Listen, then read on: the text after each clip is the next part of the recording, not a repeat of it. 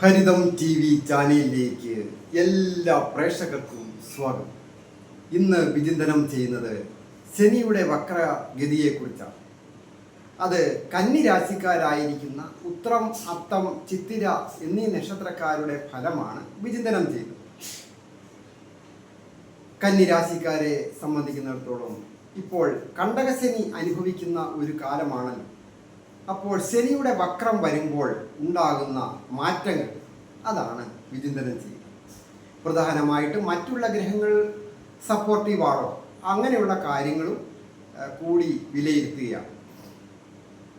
അത് 2026 ജൂലൈ മാസം 27-ാം തീയതി മുതൽ ഡിസംബർ മാസം 11-ാം തീയതി വരെയുള്ള ദിവസങ്ങൾ, ദീർഘമായ ദിവസങ്ങളുണ്ട്. ഈ കാലയളവ് ശനി കന്നി രാശിക്കാർക്ക് ദോഷങ്ങൾ ചെയ്യുകയില്ല. അതായത് വക്രത്തിൽ സഞ്ചരിക്കുന്ന ഒരു ഗ്രഹം പോലും ദോഷം കൊടുക്കുകയില്ല, എത്ര പാപഗ്രഹമായാലും. അങ്ങനെയാണ് പൊതുവെയുള്ള പ്രമാണങ്ങൾ. അങ്ങനെ നോക്കുമ്പോൾ 1.5 വർഷം കഴിഞ്ഞു ഈ നക്ഷത്രക്കാർക്ക് കണ്ടകശനി ആരംഭിച്ചിട്ട്. എന്നാൽ ഈ വക്രത്തിൽ വരുന്ന ഈ സമയം പല വിധത്തിലുള്ള നേട്ടങ്ങൾ വരും.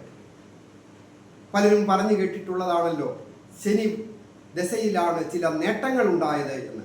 അങ്ങനെയുള്ള നേട്ടങ്ങൾ അപ്രതീക്ഷിതമായിട്ട് വിചാരിക്കാതെ ഇരിക്കുമ്പോൾ നമ്മൾ മനസ്സിൽ ആഗ്രഹിച്ചിട്ട് ദീർഘകാലമായിട്ട് നടക്കാത്ത കാര്യങ്ങളാണ് നടക്കാൻ പോകുന്നത്.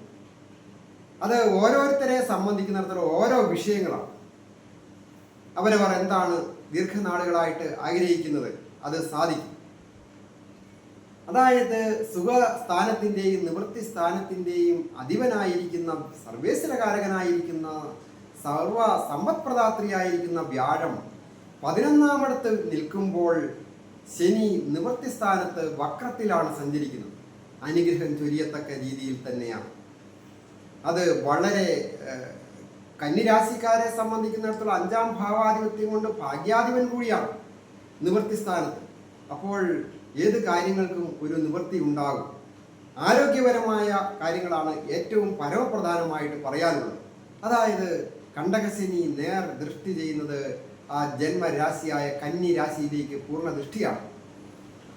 അങ്ങനെ നോക്കുമ്പോൾ ആ ആരോഗ്യപരമായ കാര്യങ്ങൾക്ക് ഏതെങ്കിലും തരത്തിൽ ശ്രേയസ്സും യശസ്സിനും ഹാനികരമായ കാര്യങ്ങളൊക്കെ സംഭവിച്ചിട്ടുണ്ടെങ്കിൽ അതിൽ നിന്നൊക്കെ റിക്കവറിയായി മനസ്സൊന്ന് പുനർജനിക്കുന്നത് പോലെ ഒരു പുതിയ സംരംഭങ്ങളിലേക്ക്, പുതിയ സ്ഥാപനത്തിലേക്ക്, പുതിയ ജോലിയിലേക്ക്, പുതിയ വിദ്യാഭ്യാസത്തിലേക്ക്, അങ്ങനെ പുതുമയുള്ള പുതിയ പുതിയ കാര്യങ്ങളിലേക്ക് മനസ്സിനെ കൊണ്ടെത്തിച്ച് വിജയത്തിൻ്റെ കൊടുമുടിയിലേക്ക് അല്ലെങ്കിൽ ഉയർച്ചയിലേക്ക് എത്തിക്കുവാൻ ഈ ശനി അനുഗ്രഹിക്കും.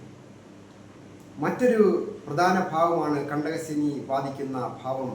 അത് ധനുരാശി. ധനുരാശിയിലേക്ക് കന്നിരാശിയുടെ 4-ാം ഭാവമായ സുഖസ്ഥാനത്തേക്ക് കണ്ടകശനി അത് ദൃഷ്ടി ചെയ്യുന്നു. അപ്പോൾ കുടുംബത്തെ സൂചിപ്പിക്കുന്ന അമ്മയ്ക്കോ അമ്മ വഴിയുള്ള ബന്ധുക്കൾ, അമ്മാവന്മാര്, വാഹനം, അങ്ങനെ പോകുന്നു ആ പട്ടിക. ആ കാറ്റഗറിയിൽ പെടുന്ന സർവ്വവിധ കാര്യങ്ങൾക്കും പൂർണ്ണമായ ദൈവാനുഗ്രഹം വരും, വിജയിക്കും. കുടുംബത്ത് ഏതെങ്കിലും തരത്തിൽ അലോസരതകൾ, അഭിപ്രായ വ്യത്യാസങ്ങൾ മക്കളുമായിട്ടോ സഹോദരങ്ങളുമായിട്ടോ മാതാപിതാക്കളുമൊക്കെ ആയിട്ട് ഈ നക്ഷത്രക്കാർക്ക് ഉണ്ടായെങ്കിൽ അതൊക്കെ വിട്ടുവീഴ്ചയിലൂടെയൊക്കെ പരിഹരിച്ച് സന്തോഷകരമായ കുടുംബജീവിതം ആരംഭിച്ച് മുൻപോട്ട് വിജയിക്കുവാനും ഐശ്വര്യങ്ങൾ വന്നു ചേരുവാനും പോകുന്ന ഒരു സമയമാണ് ശനിയുടെ വക്രം കൊണ്ട് കുടുംബത്ത് സൂചിപ്പിക്കുന്ന കാര്യങ്ങൾക്ക് സാധിക്കുക. അതുപോലെ വാഹന ഭാഗ്യം വന്നു ചേരുക, ഗൃഹഭാഗ്യം വന്നു ചേരുക, ഉള്ളതൊന്ന് പുതുക്കി പണിയുക, അങ്ങനെ മോഡിഫിക്കേഷൻ ചെയ്യുക. വാഹനമായാലും പുതുമയുള്ള വസ്ത്രങ്ങളോ ആഭരണങ്ങളോ വന്നു ചേരുക, ഗൃഹോപകരണങ്ങൾ വന്നു ചേരുക, അങ്ങനെയൊക്കെ ഭാഗ്യമുണ്ട്. മറ്റൊരു പ്രധാന കാര്യമാണ്, സപ്തമ ഭാവത്തിലാണല്ലോ ശനി ഈ കന്നിരാശിക്കാർക്ക് സ്ഥിതി ചെയ്യുന്നത്.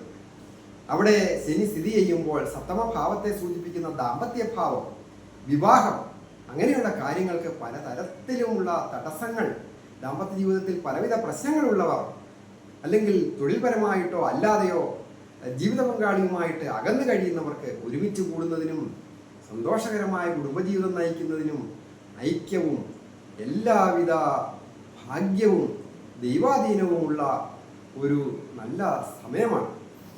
ഭാഗ്യങ്ങൾ വന്നു ചേരും. വിവാഹം വന്ന് നടക്കുന്നതിനൊക്കെ യോഗമുണ്ട്. അതായത് 7ാമിടത്ത് വക്രത്തിൽ ശനി സഞ്ചരിക്കുമ്പോൾ പൂർണ്ണമായ ആ വ്യാഴദൃഷ്ടി 7ാം ഭാവത്തിലേക്ക് ദൃഷ്ടി ചെയ്യുന്ന ഈ സമയം പൂർണ്ണമായിട്ടും വിവാഹം നടക്കുവാൻ, അത് പാരമ്പര്യ രീതി അനുസരിച്ച് മനസ്സിനിണങ്ങിയ രീതിയിൽ ഒരു പെൺകുട്ടിയെ അല്ലെങ്കിൽ ഒരു ആൺകുട്ടിയെ വിവാഹം കഴിക്കുവാനൊക്കെ ഏതൊരു വിവാഹപ്രായമായവർക്കും അനുഗ്രഹം ചൊരിയുന്ന ഒരു സമയമായിട്ടാണ് കണക്കാക്കുന്നത്. ദാമ്പത്യ ജീവിതത്തിൽ എന്തെങ്കിലും പ്രശ്നങ്ങളുള്ളവർ കുടുംബജീവിതം സന്തോഷകരമായി മുമ്പോട്ട് കൊണ്ടുപോകാൻ സാധിക്കും. മറ്റൊരു പ്രധാന കാര്യം, ഈ ശനി ഭാഗ്യസ്ഥാനമായ 9ാമിടത്തേക്ക് ഒരു ദൃഷ്ടിയുണ്ട്.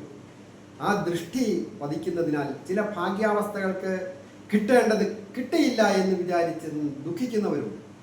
അങ്ങനെ ദുഃഖിക്കുന്ന ആ ദുഃഖങ്ങളൊക്കെ മാറി ആഗ്രഹങ്ങൾ പൂർത്തീകരിക്കുവാൻ സാധിക്കുന്ന ഒരു സന്ദർഭമാണ്.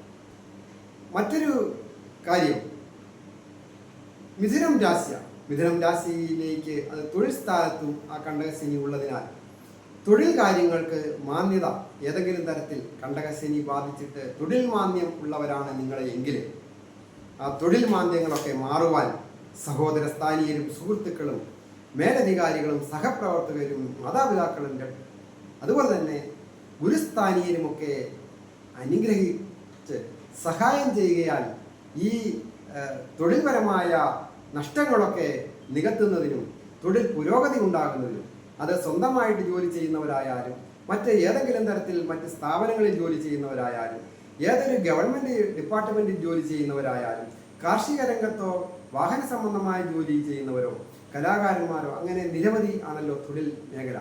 ഏത് തൊഴിൽ മേഖലകളിൽ ചെയ്യുന്നവർക്കും അതിനുള്ള വിജയങ്ങൾ ലഭിക്കുവാനുള്ള ദൈവാധീനമുണ്ട്. തൊഴിൽ സ്ഥാനത്തിൻ്റെയൊക്കെ അധിപൻ ഇഷ്ടഭാവങ്ങളിലൂടെ സഞ്ചരിക്കുന്നു.